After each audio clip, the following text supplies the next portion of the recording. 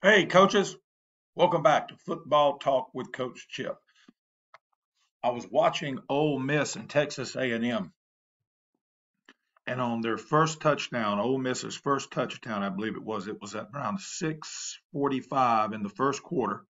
And if you're watching this years from now, I don't know how long YouTube's going to last, but if it's 100 years from now, it's the 2021 season, about 6:45 to go in the first quarter. And this quick game that they ran near the goal line, very simple. It was just a work of art. Lane Kiffen is one of the great football minds, offensive football minds. It's amazing. His daddy was one of the greatest defensive football minds. Many consider the father of the Tampa cover two.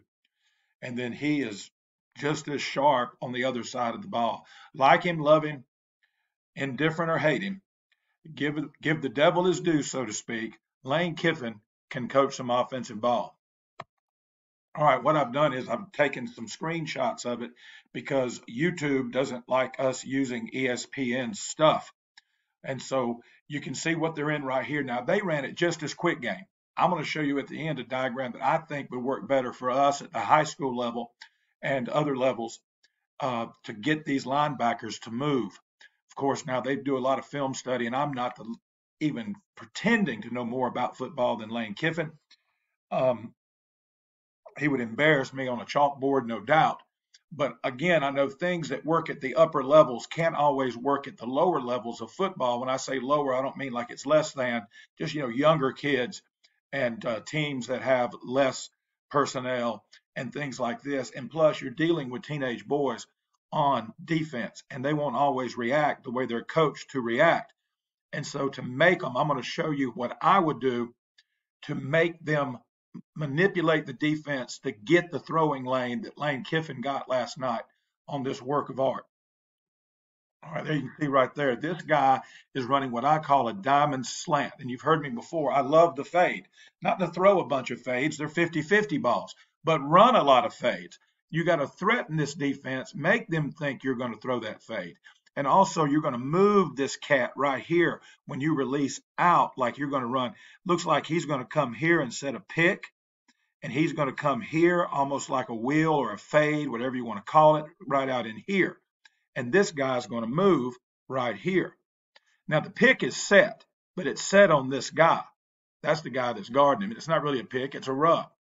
All right, you can see he's coming inside. This guy here has already flipped his hips coming here. Now, once those hips get flipped to the sideline, he is toast. Okay, right here. Now you can see his down here at the bottom. And I'm sorry, but that's where the TV was right then. The cameraman for ESPN did not know where the ball was going. All right. And you can see it's no play action inside, just a quick game. His hips are all the way flipped. This guy here is coming like what I would think he's going to run a pivot. At least that's what I would tell the official. And look here. Look at this. The DB is no longer in the frame. Okay. There he is. He comes back. You got a touchdown right here on just a quick little, I call it a diamond slant. Can you draw it up on the board? It looks like half a diamond. And we used to call it a fade slant, but one day the kid, all he heard was fade and he ran a fade. Okay.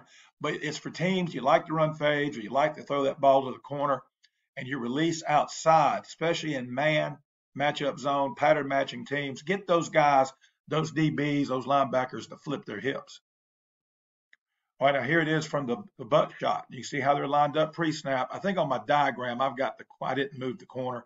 I had him out here and didn't move him in, but y'all will get the picture when I show it to you. All right, they're locked, okay? There you go. He's coming inside like what I call a pivot. It's when you go inside, boom, and then you pivot out. I call it that because you're going in and coming out, P-I-V-O-T, pivot. We have a similar route we call a whip, where he whips inside. The I tells you he's coming back inside. That's how I teach it to the receivers. A pivot and a whip are the same route, but one's going in, coming back out. One's going out and coming back in. This is what I would call a pivot. He's going to come in if he was allowed to finish it. But this guy here is all over him. Don't let him fight, does not let him fight back out. It's a little blurry, but you see he's made his move outside. I guess it'd be his third step. 1, 2, 3, put that cleat in the ground. He's going to come right back in here. Look, he's toast, guys.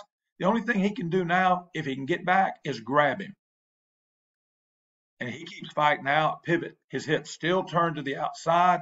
Now, this is what I'm talking about. When I watched it, and I rewound it over and over again when it happened last night. Again, this is 2021 for all you people in the future. George Jetson, if you're watching this in 23-21, okay, this was 200 years ago for you. All right, this is the kid I'd be worried about. What's to stop him from dropping in there? You know, and that scares me. But now Kiffen knew what he was up against, watched a lot of film. For some reason, he knew. The back went away. Okay, and the guy did widen a little bit, but he didn't drop into that. Okay, so, and the thing is, there was nobody, he had no threat. The only threat he had pre-snap was the back. Talking about this linebacker here. Well, the back went away. So maybe that's what Kiffen was thinking, this guy would go inside, but he didn't. But it left, he didn't go far enough out. He's really covering nothing but right here, the 1 yard line. And he's covering the crap out of those shadows cast by the lights of Vaught Hemingway. But he's doing nothing. Boom. And there's your window right there. You can see him try to get a hand on the ball. The window's just too big from this guy to this guy. They've already manipulated him, got him to flip his hips. And obviously this guy's not running a pivot. I would. This guy's just trying to get inside right here to cause a problem, make people run around him. You can see he's wide open. This guy finally gets his hips flipped and comes back inside. Nothing happens. Now, here's how I do it. It's not an RPO. Okay?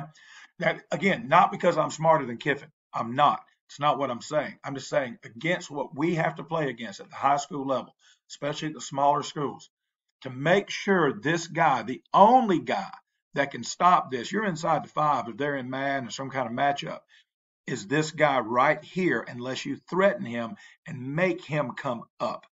So what I would do, motion him here or line him up here, it doesn't matter, okay? And let him lead right through here like you're running the ball. Stick the ball in the running back's gut, and instead of him following, have him come right here in case Mike comes, because you're going to tell these guys double team. This guy here's man. This guy here's man. This guy here's man. They got base blocks, okay? And I tell them drive blocks. Okay?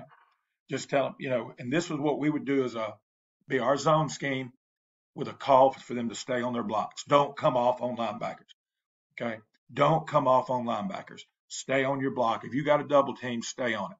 So the guard and the center are going to double right here, lead right here in case he comes. That's going to make him step up. We want him to come.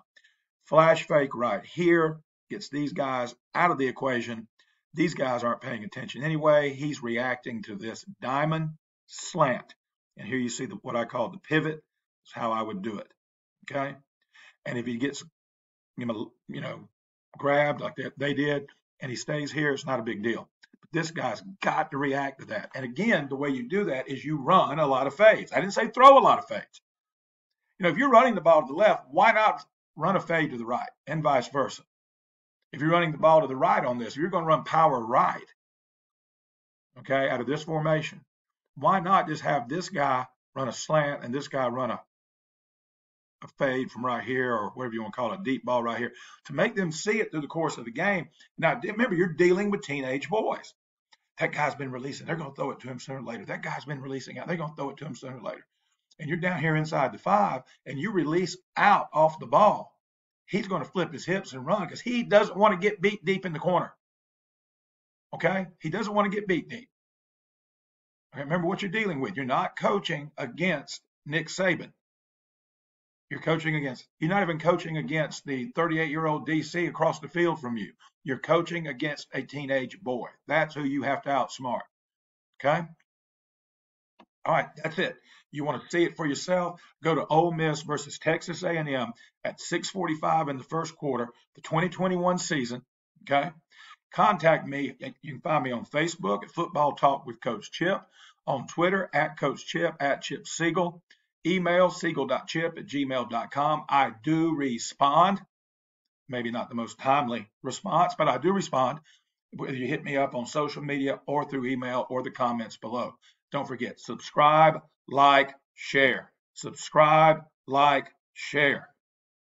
And if you're watching this and you're not subscribing, something's wrong with you now. Come on, let's get right. All right? So until next time, this has been Football Talk with Coach Chip. Hey, y'all, be elite.